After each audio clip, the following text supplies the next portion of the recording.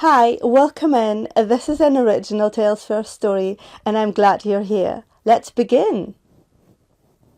My mother-in-law locked me and my 8-year-old daughter on the balcony in 0 degree Fahrenheit without proper clothing. "You two should learn some respect," she said. I didn't cry. I moved. 45 minutes later, someone knocked on the front door, and her life started to unravel. We were living in my mother-in-law Samantha's condo in Milwaukee because my husband Max promised it would be temporary. If you've ever heard a grown man say temporary while standing next to a woman who thinks she's the Supreme Court of everyone else's life, you already know where this is going. Max drove long-haul routes, weeks on, days off. He lived in a truck cab more than he lived with us. When he was home, he was exhausted and hopeful, like love could make up for absence. When he was gone, the house settled into its real shape. Me, my 8-year-old daughter Mia, and Samantha, who ran her home like a small kingdom and treated me like a guest who forgot to bow.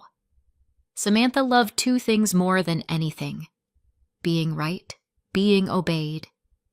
She called it respect. She said it like a prayer, like oxygen, like the whole world owed her a full-time apology. She controlled the thermostat, always too cold for me, always fine for her. She controlled the kitchen, where items lived, how pans were stacked, the exact angle of a dish towel.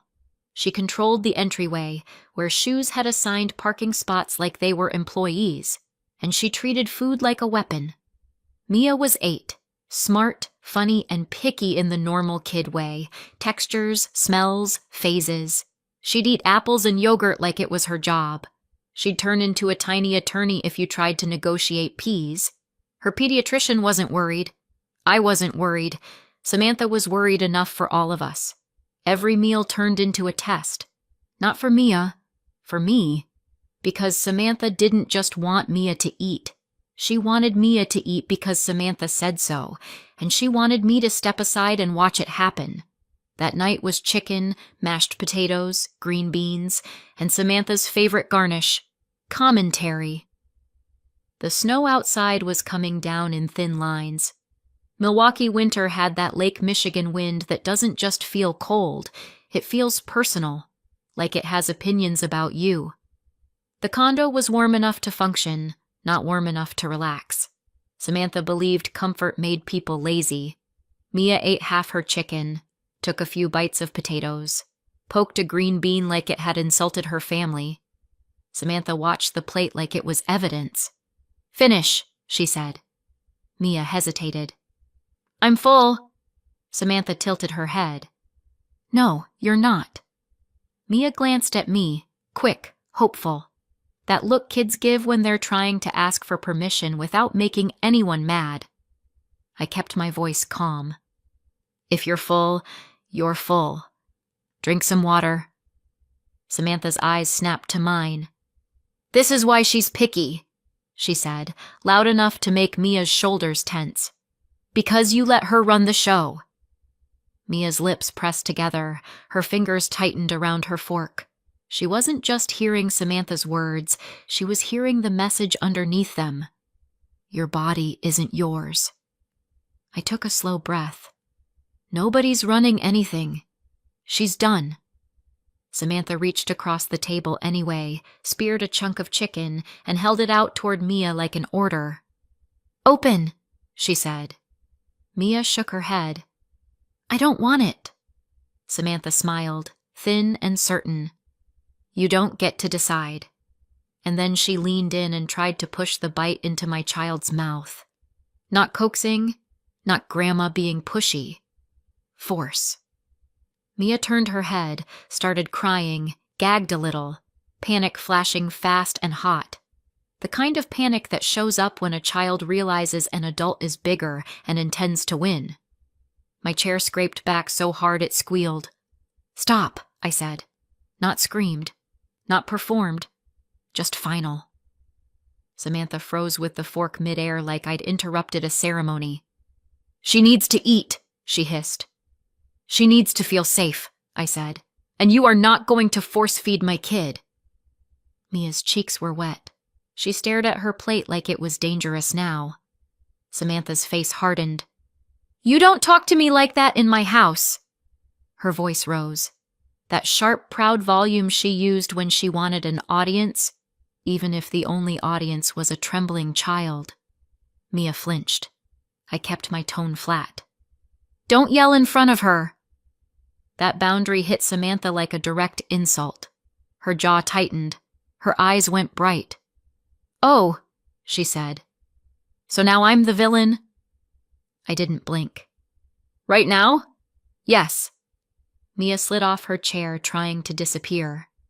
"Can I go?" "Go wash your hands," I told her quickly. "Go take a minute." Mia hurried toward the bathroom like the hallway was an escape route. Samantha stood up slowly, like she was deciding something. Then she smiled. Not a warm smile. A decision. "Fine," she said softly. "Come with me." I should have grabbed Mia and left right then. But my brain still believed in rules, like adults don't do truly unhinged things over green beans. Like there was a ceiling to this behavior. Like there were lines people didn't cross because society existed. Samantha marched down the hall to the sliding glass door. She yanked it open. The cold hit the hallway like a slap. "Mia!" Samantha snapped. Mia came out of the bathroom, hands damp, eyes wide. She looked from Samantha to me like she was waiting for the grown-ups to decide what reality was. Samantha grabbed her wrist. "Don't touch her," I said, stepping in fast. Samantha tightened her grip and pulled Mia toward the balcony anyway. I grabbed Mia's other hand and pulled her close to me. Samantha turned on me. "You want to disrespect me? You want to undermine me in my own home? I want you to stop hurting my kid," I said. That smile stayed. "Then you can both cool off." And before my mind could catch up, she shoved the door wider and pushed. Mia stumbled onto the concrete in pajamas and socks.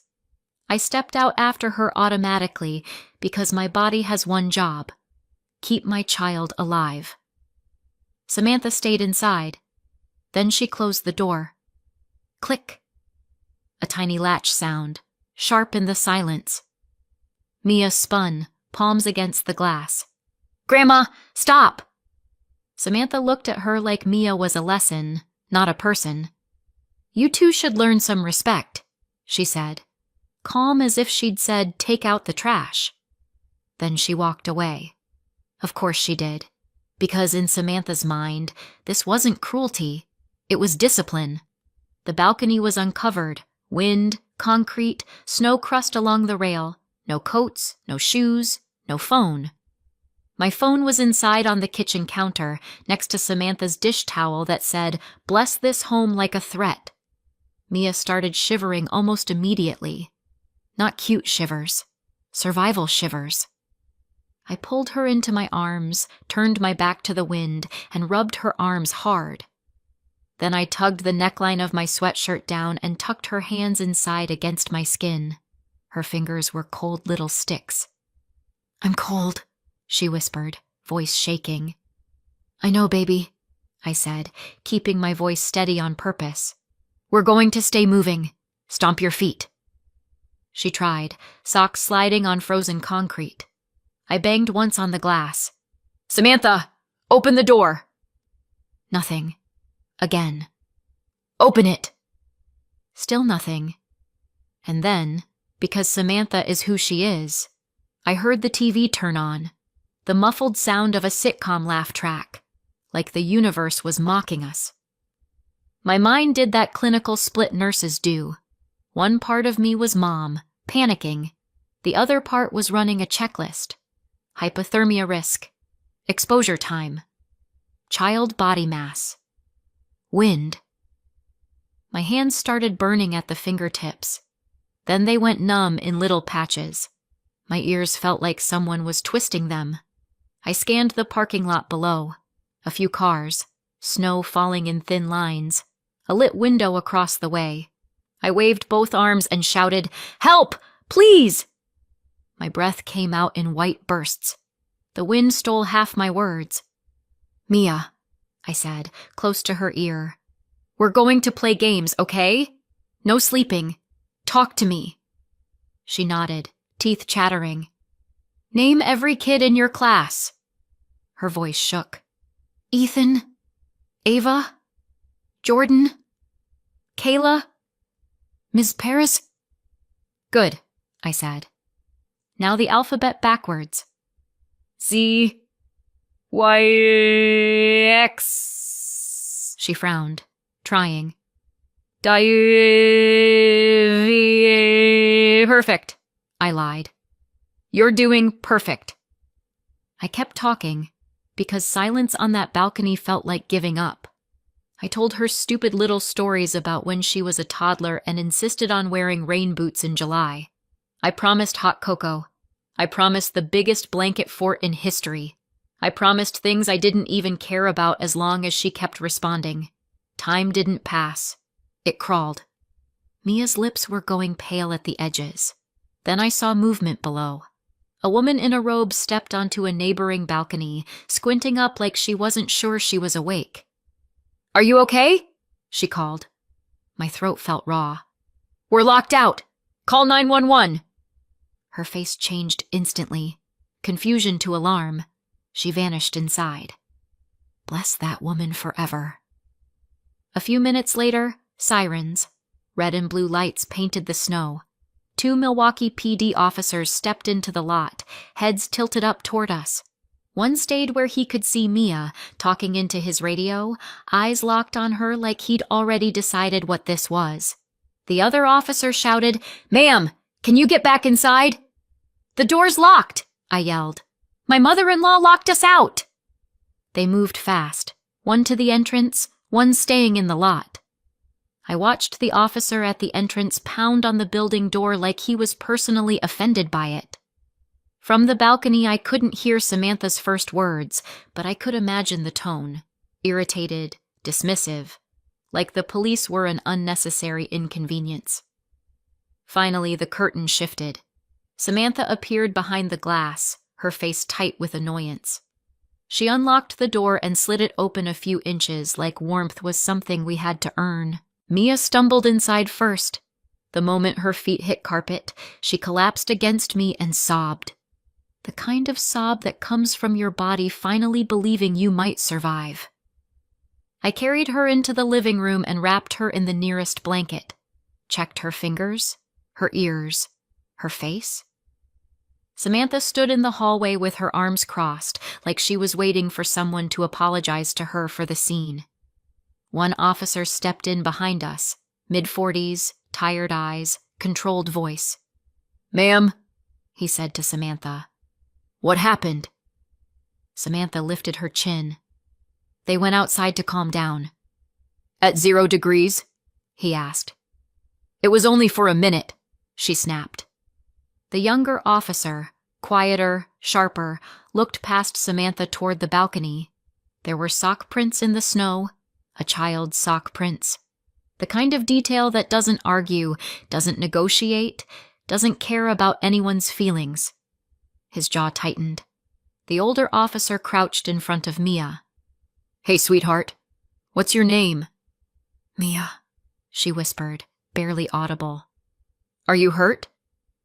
Mia shook her head, eyes fixed on my shirt like looking up might make it happen again. The officer stood and looked at me. Do you have somewhere else you can go tonight? Yes, I said. No hesitation. A friend. Good, he said, like he meant it. He radioed for paramedics. Samantha scoffed. This is ridiculous. The officer stared at her. A child was locked outside in freezing weather. Samantha waved a hand. She's fine. Ma'am, he said, voice flat. You don't get to decide that. For the record, he added, this is a criminal matter. Paramedics arrived. Blankets, warm packs, vitals, gentle hands. Mia's temperature was low but not dangerous. No frostbite. Thank God.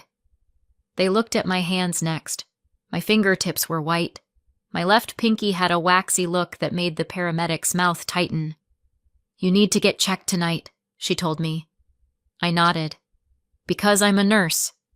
I know what cold does when it decides to keep a receipt. The officer asked for IDs. I handed over my driver's license with fingers that didn't want to work. Samantha handed hers over like she was being inconvenienced. The younger officer stepped into the kitchen, typed something in, then paused. I watched his posture shift, a quiet, professional stillness. He murmured to his partner. His partner's face tightened. The older officer turned to Samantha. "Ms. Hayes, sit down on the couch." Samantha blinked. "Why?" "Sit," he repeated. Samantha sat like it was insulting. The older officer positioned himself between her and the hallway, like he'd done it 1,000 times. The younger officer spoke quietly into his radio. I didn't hear every word, but I heard enough to feel the air change. "Confirming. Same name. Same DOB. Hits active." The older officer's tone changed. "Ms. Hayes, listen carefully. You are being detained. You are not free to leave. Stay seated, keep your hands where I can see them, and do not make this worse." My phone buzzed on the counter, Max calling. "Of course." I answered. Max's voice came through tired and casual. "Hey, how are my girls?" "Your mother locked me and Mia outside," I said. Silence. Then, strained. What?" "Balcony, 0 degrees. Police are here. Paramedics are here." Another silence. The kind where someone tries to keep their favorite illusion alive. "Lauren," he said finally. "She wouldn't." "She did," I said. "And I'm done. I'm turning around," he said quickly. "I'm coming home." "No," I said. "What?" "Don't come here," I said. "I'm leaving. With Mia." "Lauren." "I'm not negotiating safety," I said, and hung up.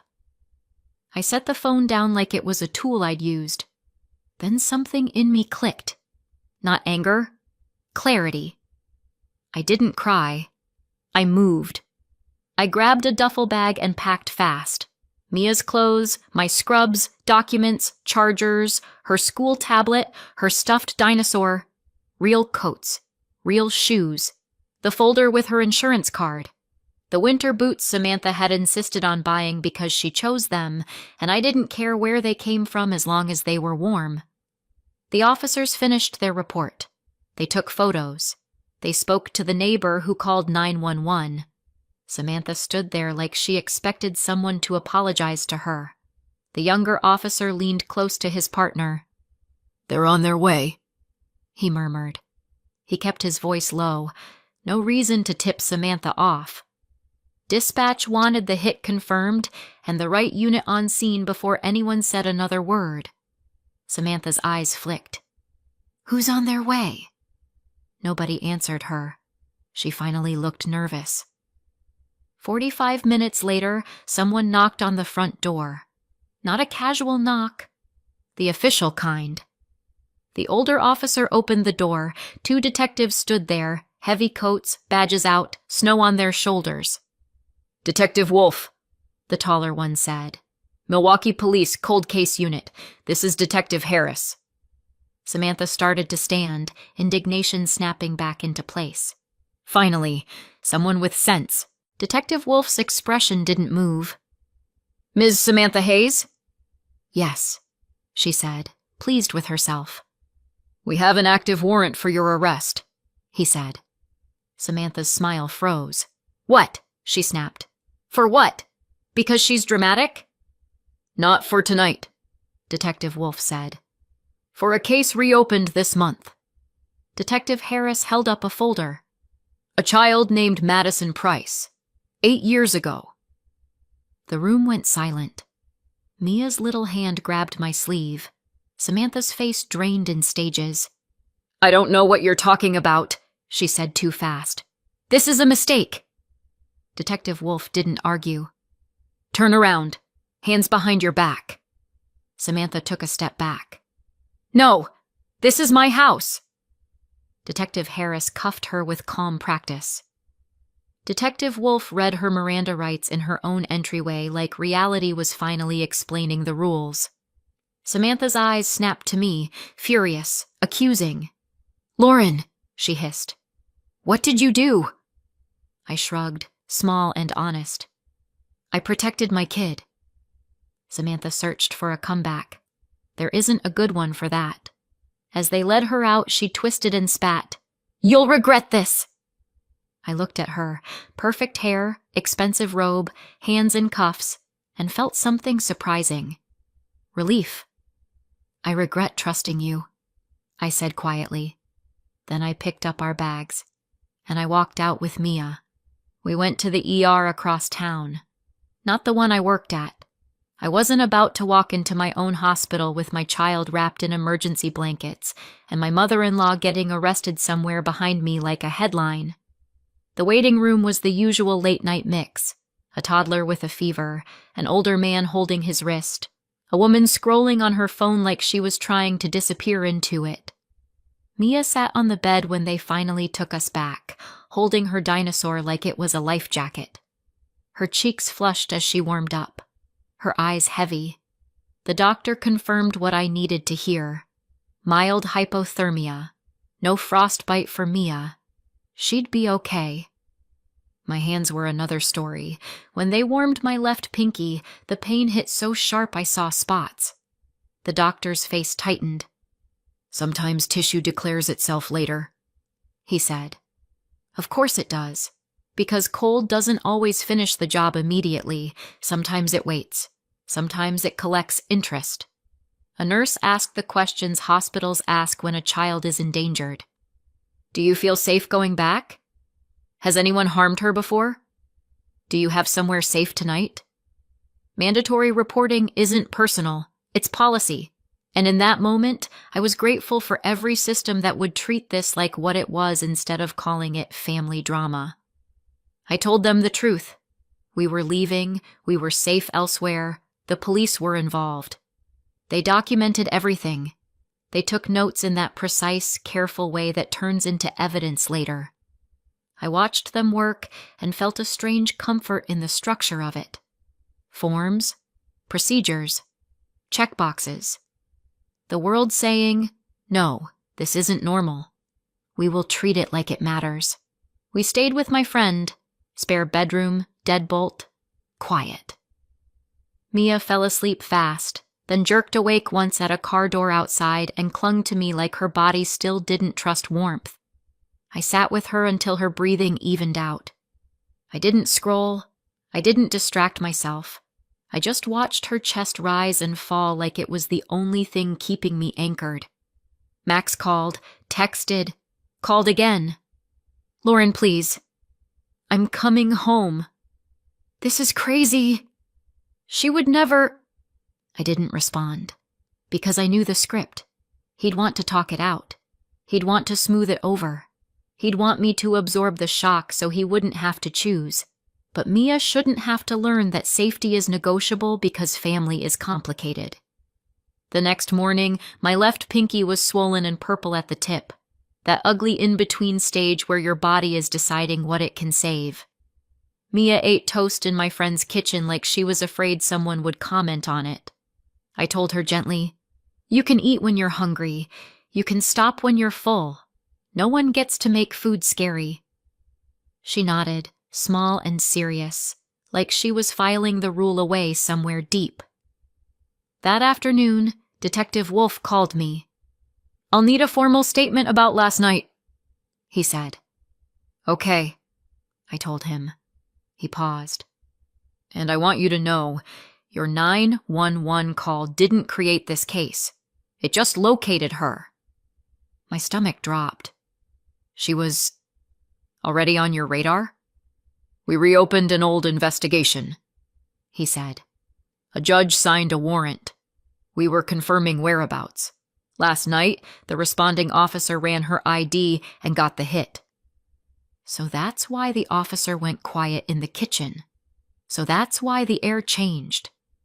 At the station, I sat in a plain interview room with a paper cup of bad coffee and a pen that didn't work unless you pressed too hard. Detective Wolf was calm, professional, the kind of calm that comes from seeing too much and learning not to flinch. He asked me to walk through the dinner scene from the beginning. He asked about Samantha's usual behavior. He asked if she'd ever threatened Mia before. I told him the truth. Samantha loved humiliation. Samantha loved control. Samantha had never locked us outside before, but she'd said things. Little warnings dressed up as jokes. Careful, or you'll learn a lesson. In my house, you do what I say. I'd heard them and tried to ignore them the way people ignore a rattling sound in a car because admitting it means admitting something expensive is wrong. Then Detective Wolf told me the basics. Nothing graphic, nothing I didn't need. 8 years ago, Samantha had worked at a daycare. Not as a teacher. An aide. The kind of job with access and authority and just enough oversight to make a bully feel powerful. A 5-year-old named Madison Price died after being left in an unheated maintenance room during winter. Back then, it had been called an accident. Now it wasn't.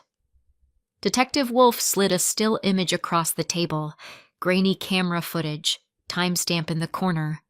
Samantha dragging a small child by the wrist toward a door. Another still. The maintenance room. Another. Samantha walking away, expression neutral. They found Madison 3 hours later, he said quietly. Hypothermia.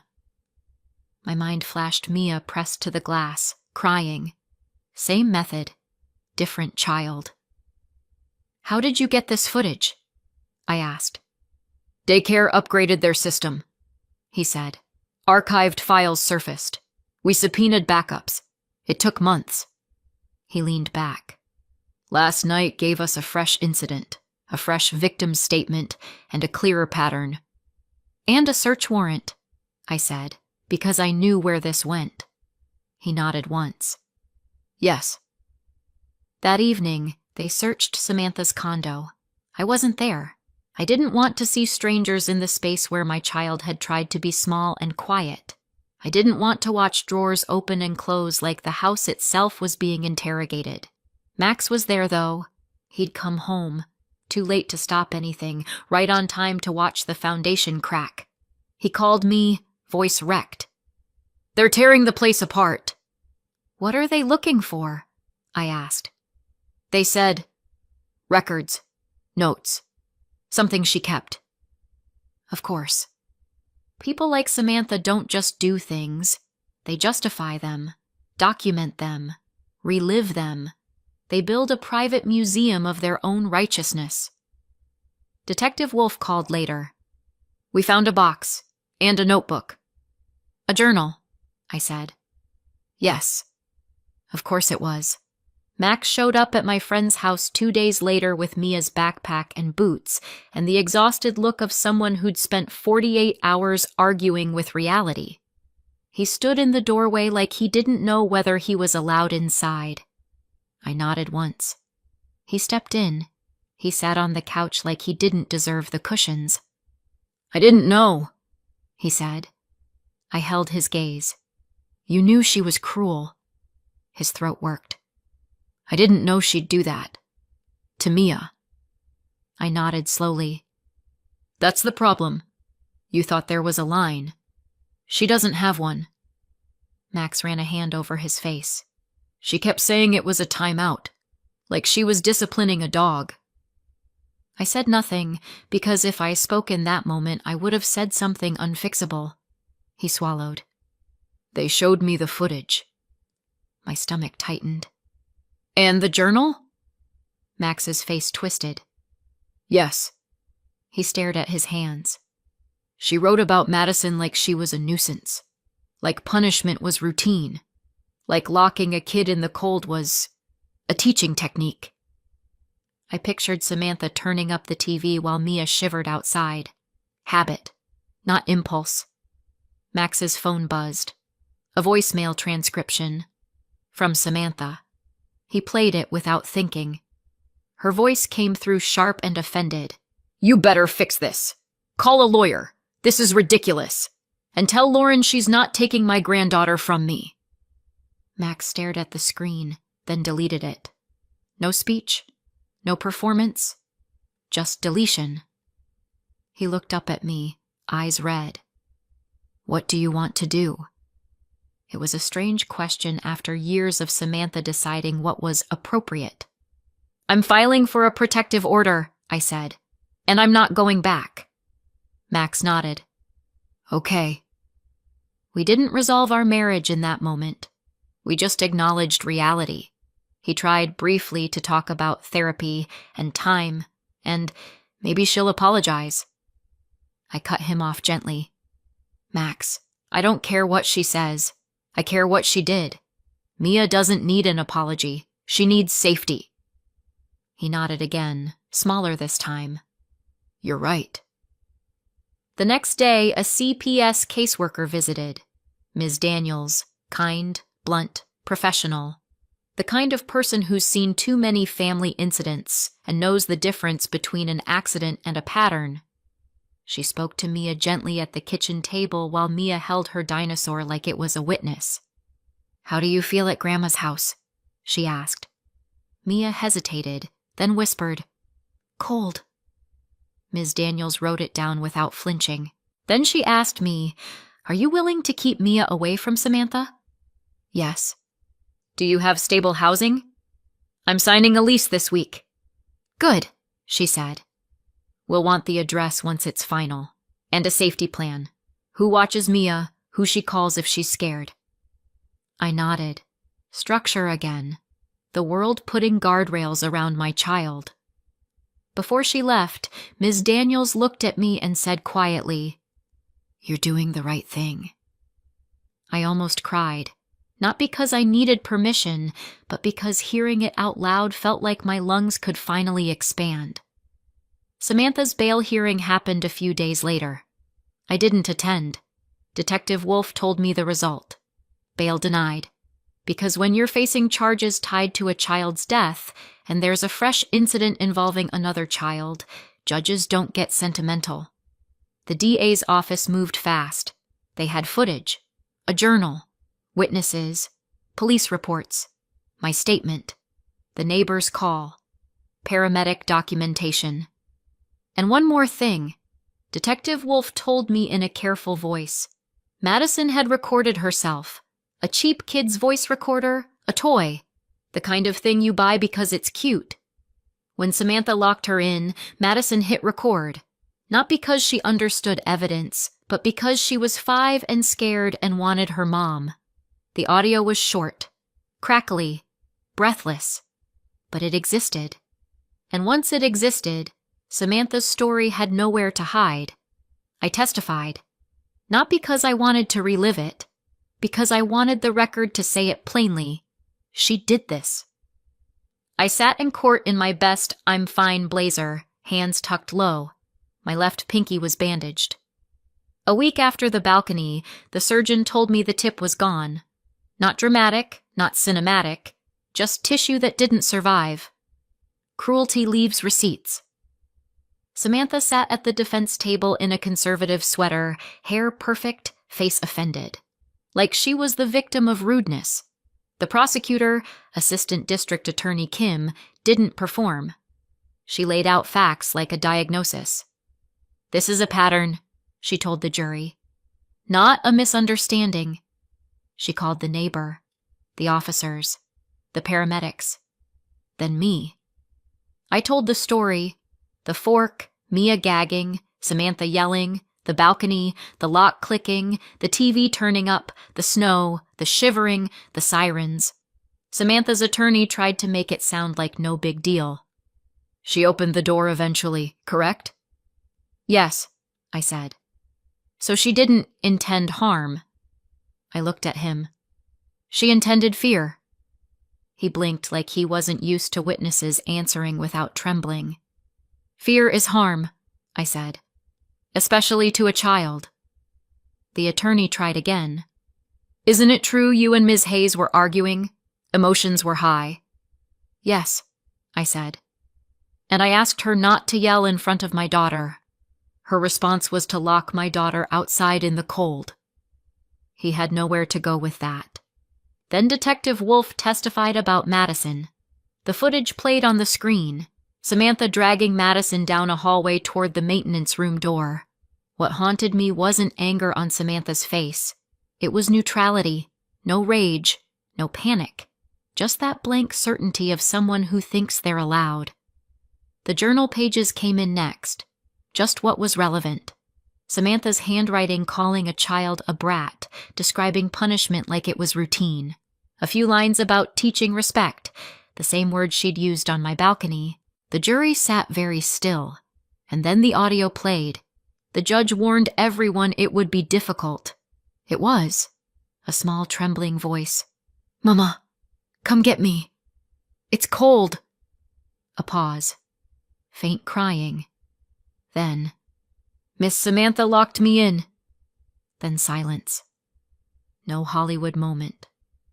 Just the cold, doing what it does. Samantha stared straight ahead like the sound was an inconvenience. Her attorney put a hand on her arm. She shrugged it off, because Samantha didn't do comfort unless she was receiving it. The verdict came a week later. Guilty, for Madison. Guilty, for what she did to me and Mia. False imprisonment, child endangerment, reckless endangerment. The sentence was long enough that Samantha wouldn't be teaching respect to anyone outside a state prison for a very long time. She didn't cry. She looked furious, like the court had disrespected her. The judge called her what she was, dangerous, and she was led away. After the trial, Max found me outside the courthouse. He looked older, not by time, but by reality. "I'm sorry," he said. I nodded. "I know. I should have protected you," he added, voice cracking. "Yes," I said. "You should have." We didn't stay married. Some things don't recover. Not fully. Not when your child is involved. But he did the one thing that mattered most. He didn't fight me for Mia. He didn't try to force family holidays. He signed what needed to be signed. He let our daughter be safe. A few months later, Mia and I moved to Chicago. Not because I needed a dramatic new skyline. Because I needed space to breathe. We got a small apartment with radiators that clanged like they were alive. Neighbors who waved. A building that smelled like laundry detergent and someone's dinner. Mia started sleeping through the night again. She stopped flinching when voices rose. She ate when she was hungry and left food when she was full, and no one turned it into a moral failing. I kept nursing. I picked up shifts. I found a support group that understood what family discipline can look like when it's really control wearing a nice outfit. And every winter, when the temperature drops and the wind turns sharp, I remember that latch clicking, not with fear, with clarity. My mother-in-law tried to teach us respect. Instead, she taught me something better. You don't negotiate with cold. You don't negotiate with cruelty. You move. And sometimes, if you're lucky, the universe knocks back. So tell me, did I go too far? Or not far enough? Let me know in the comments. And if you're new here, subscribe for more.